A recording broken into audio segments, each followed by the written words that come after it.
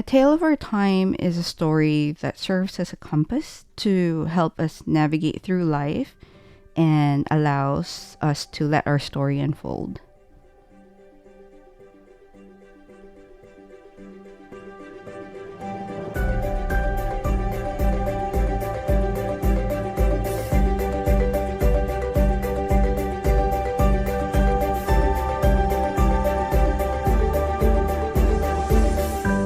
Hello, everyone, and welcome to Tales of Our Times. This is a show where we discuss the stories that move us, what makes them so meaningful, and why others could or should find meaning in them as well. This is not a spoiler-free show, so bear that in mind as you continue to listen. We tackle books, movies, comics, and more. Where there's a story, there's a reason to read. I'm your host, Amanda Stevens, and today I'm joined by my guest, friend, and fellow RTI co-host, Maryanne Sioco. Hi, everyone. How are you today? I'm good. I'm excited. Yeah, I'm surprised. I'm really excited to have you on the show. I'm surprised it took this long Same. because I just like talking to you about all kinds of things. So I am very excited to have you here. Thank you. For those who may be unfamiliar with who you are, is there anything you'd like to say to introduce yourself? Hey, everyone. My name is Maryanne, and as Amanda mentioned, I'm one of the hosts here at Radio Taiwan International.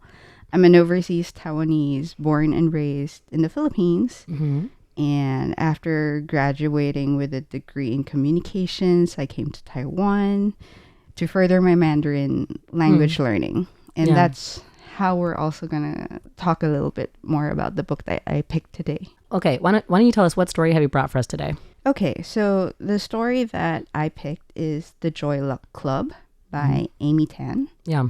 And it's a story about family, Chinese background, and navigating, I guess, the dynamics of family and identity. Mm-hmm. Yeah. Like cultural identity, family, and especially in perhaps like a land of, well, you know what? Like in America, we always use the word like a melting pot, kind of, or like a hot pot stew. So, Okay. to make it more Taiwanese. Yeah. But I was going to say, I am really interested to talk about this book because where I grew up in Seattle, like the Joy Luck Club is a book that pops up a lot in like book clubs, in reading classes. I never actually took a reading class, but like that one in like American Born Chinese. Right. And You're the Born Jackie Robinson are like 3 books that I just heard repeated and like had people around me reading for a lot of my youth. And those are 3 books that somehow I've never got around to reading. So like I am excited to kind of dig into it with you and kind of like learn more what it's about. My first exposure to the book, interestingly enough, is as a reading assignment.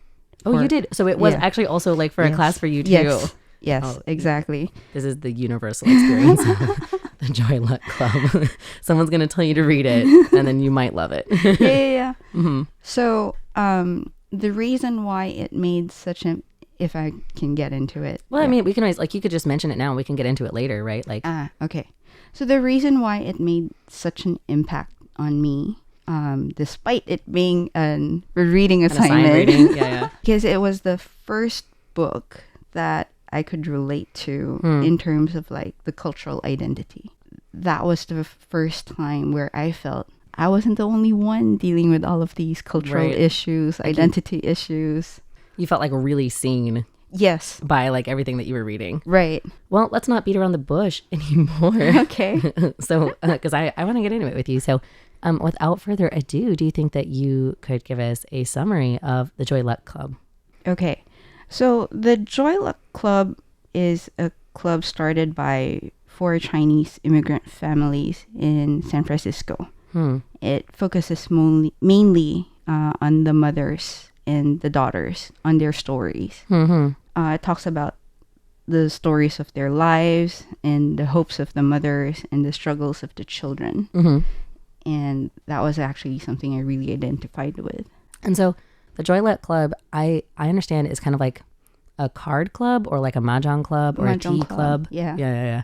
I said card club because part of my family is from the American South, and it's like everyone gets together and plays cards, or like does bridge or something else. Oh, that's cool. But the Chinese equivalent of that would be Mahjong. mahjong. Yeah. So it's the mahjong club. Yeah. The aunties gather together, they play mahjong, they drink tea Yes. or something else, and then they gossip, Yeah. compare daughters, talk about past trauma. Pretty much. Yeah. And so then the whole book, it sounds like the book itself then is just kind of like almost like an anthology of the different members, their lives and or their daughters' lives. That's right. Like you get these vignettes of everyone's life. And how many people does it go through? 8, mainly the 4 moms And their therefore daughters. they go through different arcs and talk about different incidences in their life. Well, then do you think you could tell us a story of one of those peoples?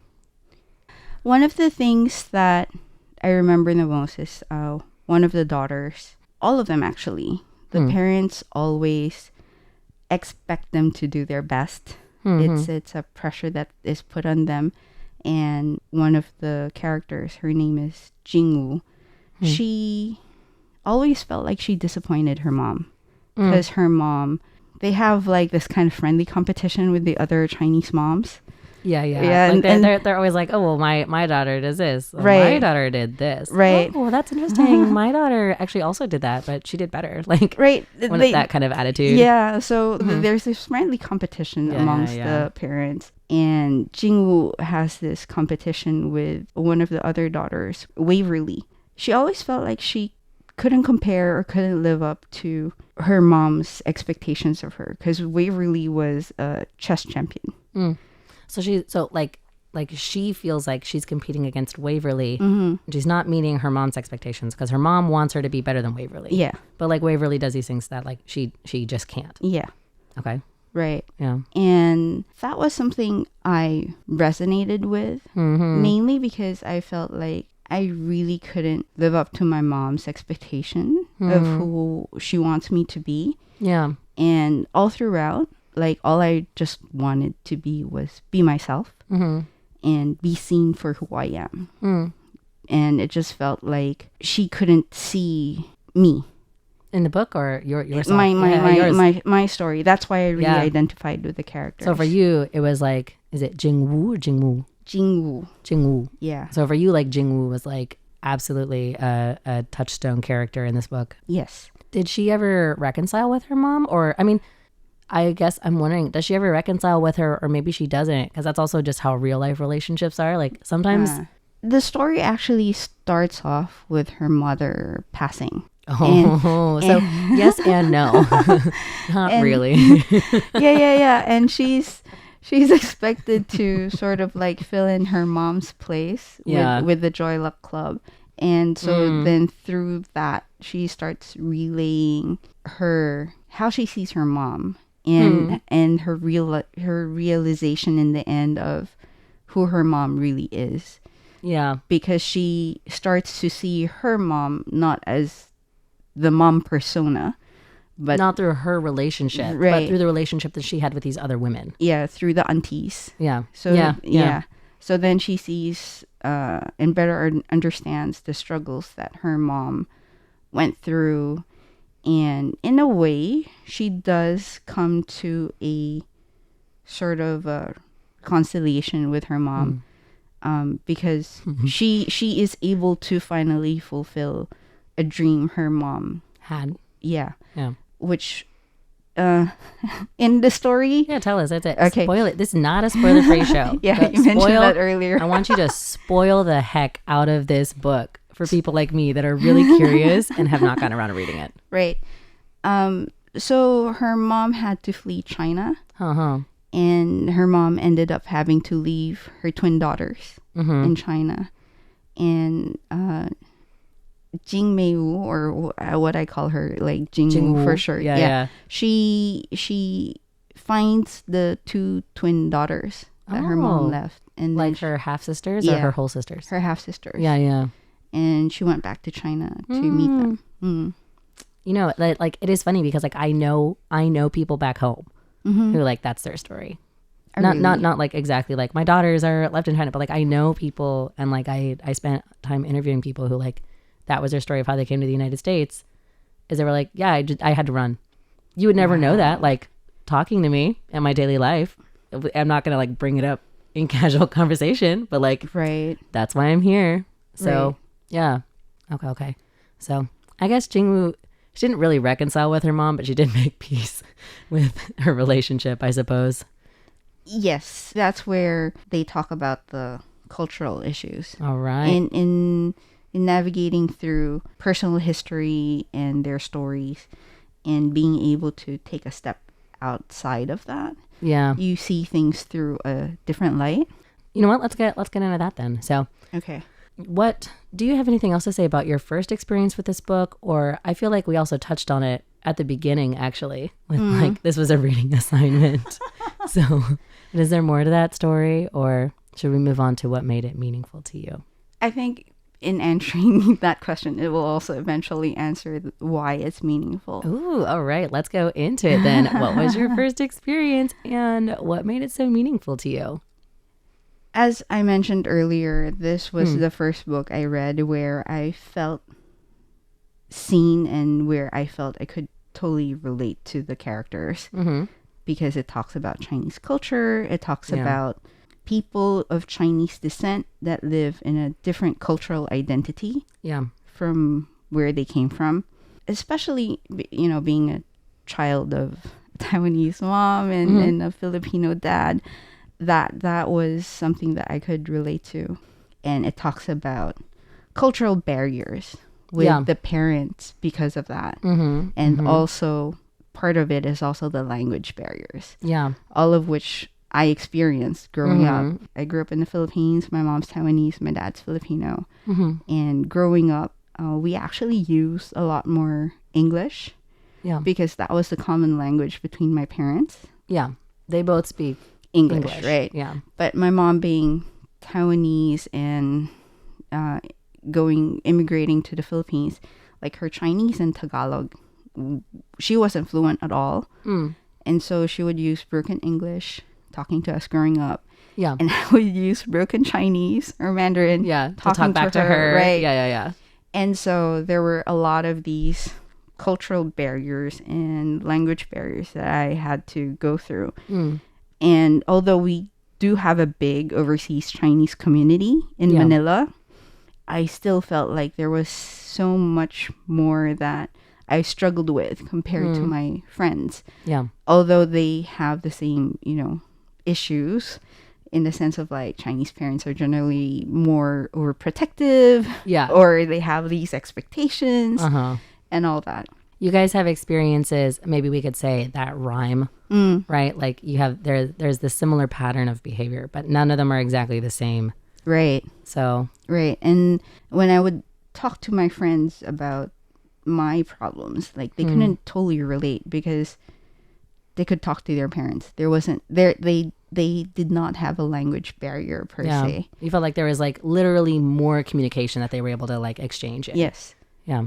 So that's why this book made such an impact on me growing up, because I felt that that was the first time I actually felt where other people could relate to my problems. Yeah. You were like, they finally, like Amy Tan, finally got it. Yeah. And like everyone else was like, yeah, I get it. When I talk to my mom, and they're like, no, that's what's not happening. No, like, I'm not able to talk to my mom. And they're like, yeah, I get it. So when I talk to my mom, like, yes, you're missing the forest for the trees. Like you do not understand what I'm saying. Right. But so, yeah, like that sounds like it would be a lot to deal with. And so it must have been very, like, I was going to say relieving, but I guess like reading materials like these kind of things, right? Like where you finally see like your experience represented, it makes you feel like connected finally, rather than like relieved, like, oh, my problems are gone. I get it. This is how I'd fix it. It's not that. Yeah. It's like, okay, that there are other people who deal with this. Right. And in different ways, it all evens out. Your relationship with your mom, I imagine, played out differently than Jingwoo's. Yes. So, based on our other conversations. Right. But like, it is really important, I think, to get these like pieces of media where you can finally see other people working through problems that like you struggle with. Right. Well. Being recognized. Yeah. And acknowledged, I think, was a big factor. And that was actually one of the reasons, not the book, but this cultural barrier thing, this language barrier thing. That was actually one of the reasons why I wanted to come to Taiwan to improve my Mandarin, because I felt that there was so much more I needed to communicate to my mom. And I felt like one of the ways of doing that was improving my own Mandarin speaking skills. Yeah. Well, and then moving to Taiwan, your mom is Taiwanese too, right? Yeah. It's another way to reconnect to that culture. Yes. Is what I want to say. It shows you a lot. I agree. It's also one of those things though where I feel like the more I learn, the more I realize there's so much more that I don't understand. Yeah. The Jon Snow problem. It's like, I know that I know nothing. So, yeah. At least, you got to start somewhere. And sometimes where you start is by knowing what you don't. Right. So, moving on then, I guess, what meaning do you think that other people could take from this? Or why do you think that the Joy Luck Club is a tale of our time? Okay. I feel that the Joy Luck Club is a story about love at its root. Yeah. Because it's also about family. Yeah. And it's also about identity. Mm-hmm. So I feel that it probably might resonate a whole lot more to people of the Chinese or Asian culture. Yeah. Because there are just a lot more similarities. Well, it's drawn from those cultural experiences, right? So that regardless, I feel that it is a tale of our time because it's a compass. So it helped me find out who I am and the meaning that I put on myself in the midst of all the layers that make up who I am. Yeah. In the way that compasses do, giving you a direction to go in. Right. Or showing you different ways that can be handled. Yes. Where that might be coming from. Exactly. It's really valuable. I think it's something to see. Especially since we spent most of the time talking about Jingwu, but there's eight different stories because the mothers, members.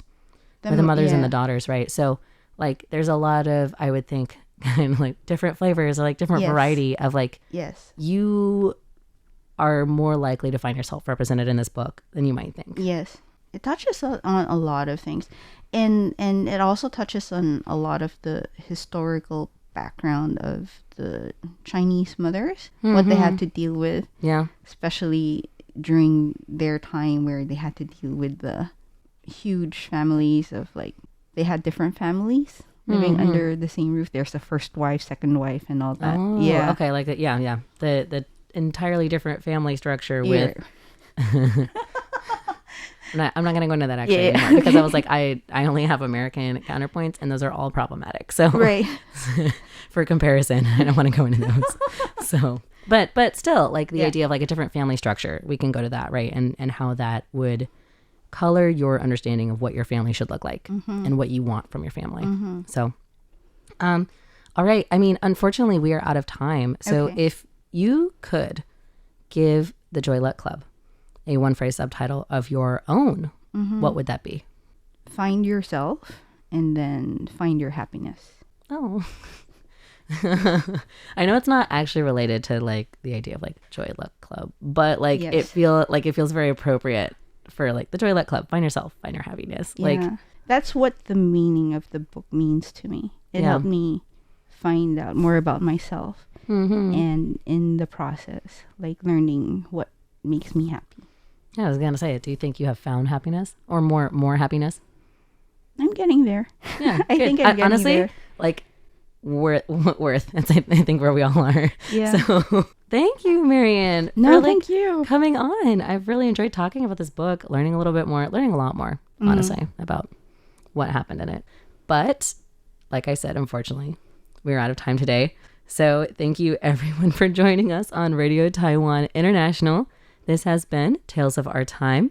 I'm your host, Amanda Stevens, with my guest and friend and fellow RTI host, Maryanne Sioco. And I hope you enjoyed learning more about the Joy Luck Club. Find yourself, find your happiness. A tale of our time. We'll see you next time.